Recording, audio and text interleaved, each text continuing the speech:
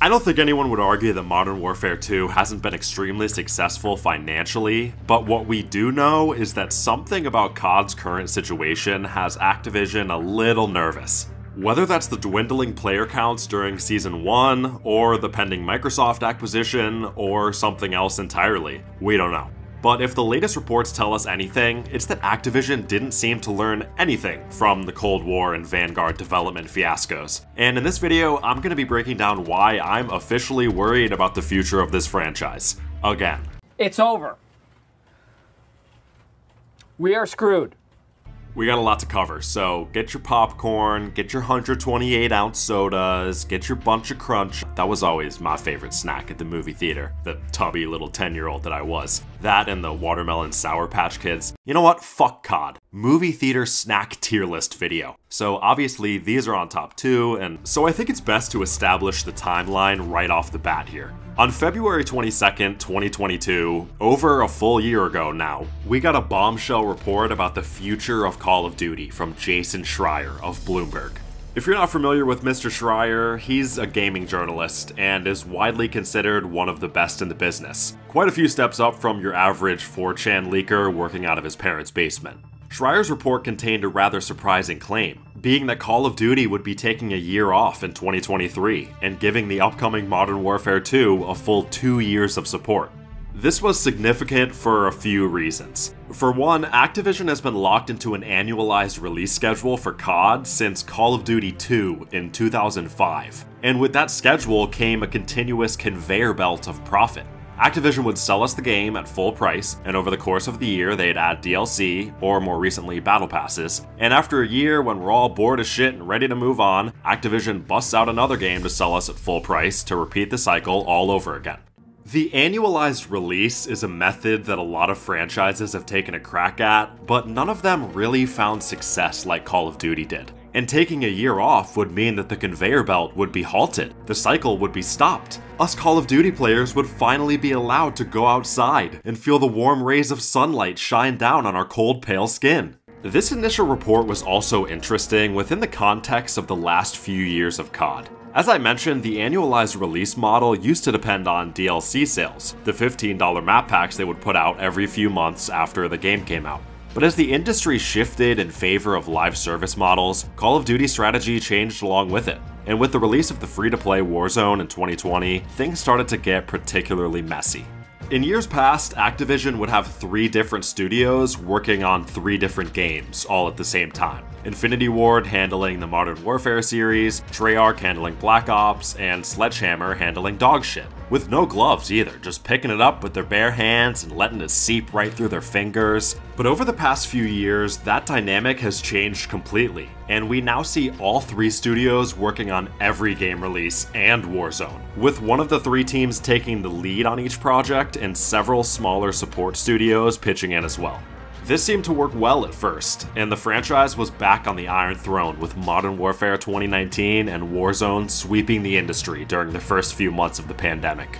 But it didn't take long for the greed to set in, and to many people's dismay, Activision rushed out Black Ops Cold War in late 2020 and really rushed out Vanguard in 2021. With both titles seeing decreased sales volume as a result of consumer fatigue and a changing FPS market that now had less patience for low-quality products. After the catastrophe that was Vanguard, most COD fans held pretty much the same opinion. Activision needed to slow the fuck down. Stop trying to push out a new game every single year so that the games you do put out are amazing. Annualized releases paired with live services, paired with an entire separate free-to-play mode, it's just too much. Let Sledgehammer act as a support studio to Infinity Ward and Treyarch, and give the game some room to breathe. And we cheered when we saw that first report. Hundreds of thousands of COD fans thinking, yes, they're finally listening. They must have seen that tweet I made that got 3 likes. The community rejoiced as we thought of all the possibilities, the ways in which the franchise could be even better. And with Modern Warfare 2 and a new Warzone on the horizon, we relished in the thought that Call of Duty had changed, that the executives were putting the player experience in front of cold hard cash for once. It was definitely a fun couple months.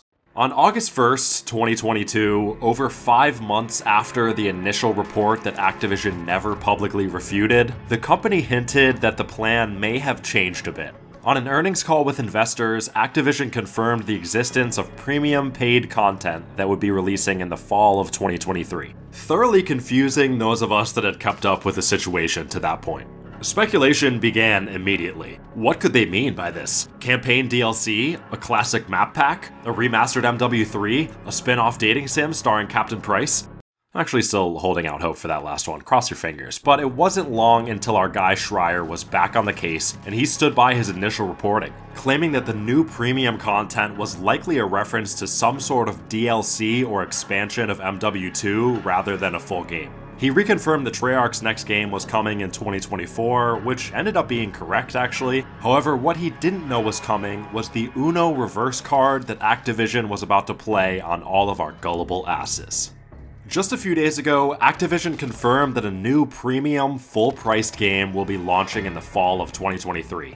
This product was initially planned as an expansion of Modern Warfare 2, but it morphed into a full-scale game developed by Sledgehammer that will be sold at $70. The game will be some sort of follow-up within the Modern Warfare universe, and the plan is to carry over MW2 content, including both multiplayer maps and game modes, as well as a new campaign. Unfortunately, that's all we really know at this point, and Schreier also pointed out that the plan has been constantly shifting this entire time and could change again before this fall. So what's got you all pressed, Yags? That doesn't sound that bad. I mean, it sucks that we have to pay another $70 for a new game, but at least it's a continuation of MW2. It could be worse. Why are you so nervous? Well, for starters, I have chronic anxiety, so everything makes me nervous. I freaked out when I left my fucking bagel in the toaster for too long this morning. But aside from my ailing mental health, it's the mindset that concerns me. It's the idea that Activision executives are comfortable with rushing out a product that was supposed to be part of the live service expansion of MW2 and selling it as a brand new game. This is the part of the video where I'm gonna get really speculative, because we still don't have much information about the content this new game will have, or how it'll all be implemented into MW2 and Warzone 2. I am kinda glad that they're positioning this as an extension of the last game and not going balls deep on something like Advanced Warfare 2 or some shit, can you imagine? But it just doesn't seem like Activision learned their lesson after the failures of Cold War and Vanguard, and I think that's the most disappointing part of all this. Schreier spoke to some Sledgehammer devs who compared this situation to what happened with Vanguard just 2 years ago, voicing their concerns with the shortened development cycle they've again been subjected to. Even though they have Infinity Ward as a direct supervisor this time around, history often repeats itself, and from where I'm standing, that looks like the most likely outcome here.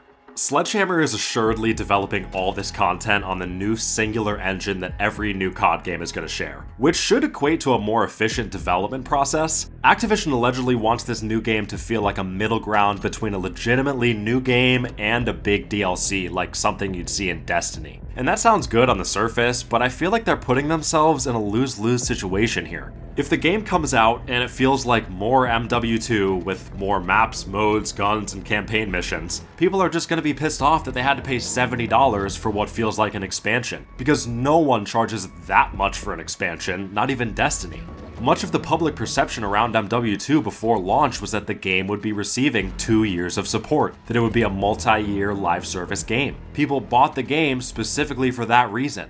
Charging your fanbase another $70 in order to access year 2 of your live service game is a tactic that not a single other shooter has the balls to attempt. And I don't think it would be perceived very well in the eyes of the COD community. But then on the other hand, if this new game does feel like an entirely brand new experience, people are just going to be pissed off that Activision abandoned MW2, especially after seeing the slow pace of updates so far in MW2.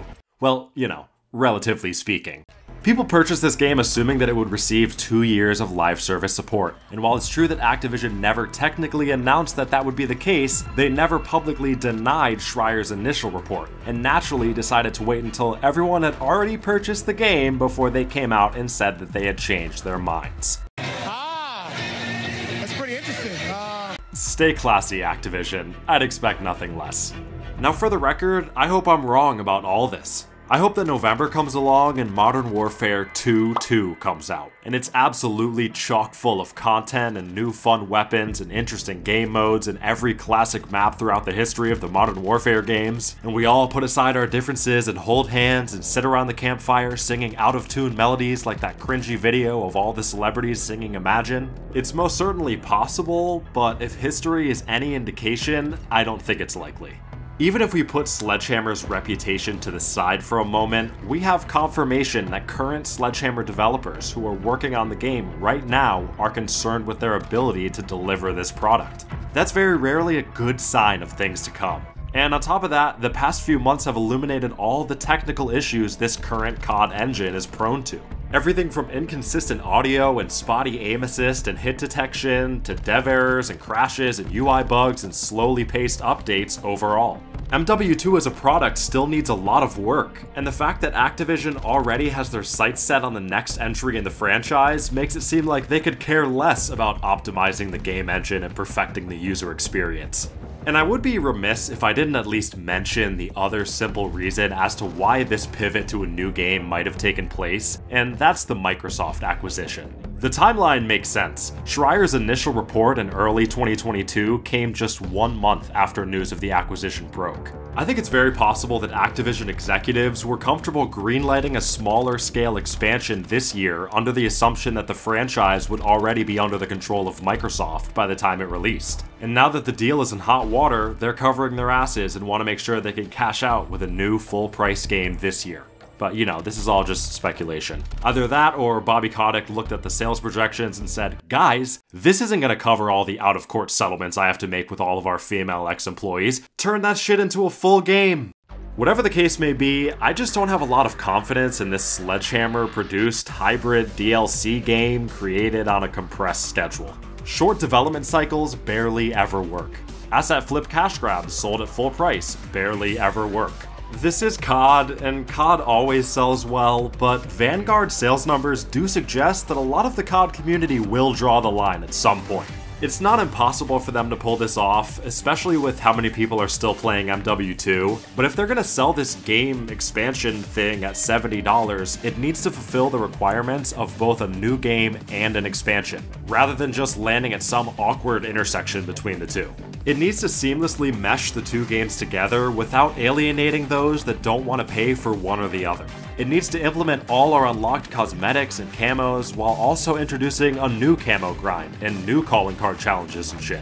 It needs to add a bunch of new guns and classic maps and modes without removing a bunch of shit to make room. It needs to feel like content is being expanded on rather than replaced. Anything short of that will just be perceived as broken promises, and rightfully so. If they could directly connect this game to Modern Warfare 2 while also making it feel like a huge self-contained experience, most fans will be pretty happy. But they have a tall task ahead of them. Like a fucking Yao Ming-sized task, a Hagrid-sized task, a Marshmallow Man from Ghostbusters size, you get it. And that's gonna do it for this one, guys. As always, thank you for watching, and this is the part where you go to the comments and tell me how you feel about this whole shit show. Do you feel like Activision slapped you in the face with this wishy-washy release schedule? Do you feel like I slapped you in the face when I dissed that celebrity cover of the John Lennon song because it's actually an artistic masterpiece and fuck this guy for making fun of my favorite song? Let me know. And if you enjoyed the video, don't forget to drop a like for me and subscribe on your way out. Until next time, this is Yags, signing off.